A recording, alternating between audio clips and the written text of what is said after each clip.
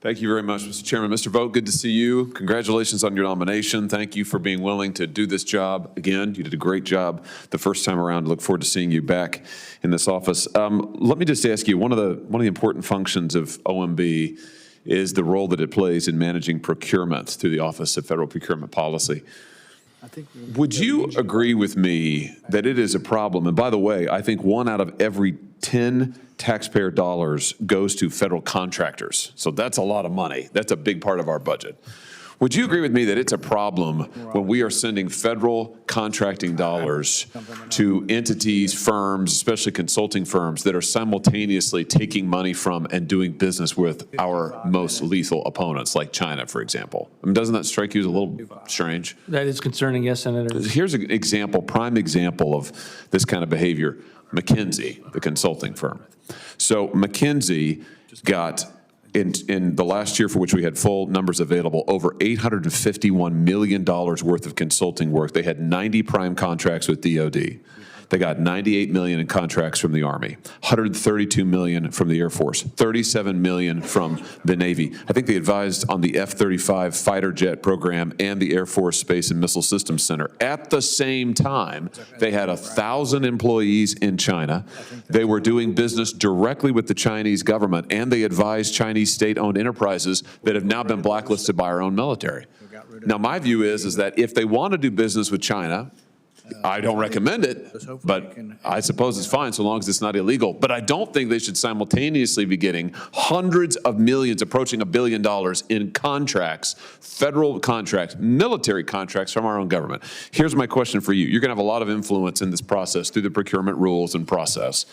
Will you be an advocate for protecting American taxpayer dollars in this contracting process where hundreds of billions of dollars are spent every year? Will you be an advocate for protecting that and making sure it's not going to entities who are effectively double dealing and advising our enemies at the same time?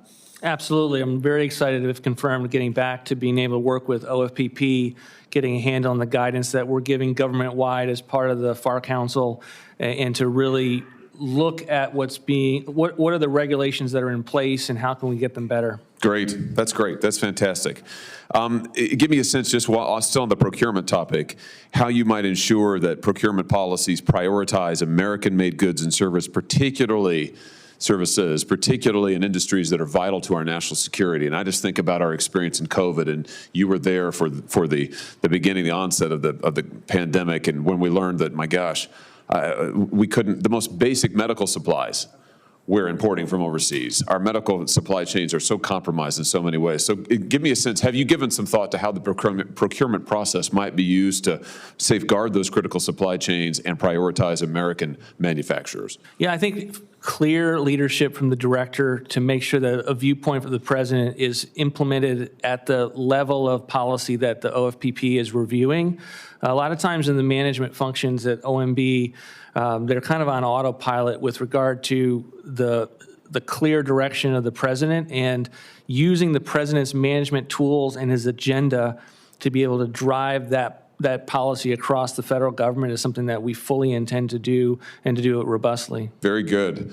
Let me shift gears just a little bit, but still thinking about federal regulations. Through OIRA, you have a lot of influence, thankfully, on the regulatory landscape and environment. I asked your predecessor in this role, the Biden administration nominee, if she would commit to the Hyde Amendment and the principle that we should not be using federal taxpayer dollars to promote abortions, which has been a bipartisan commitment, as you well know, for decades.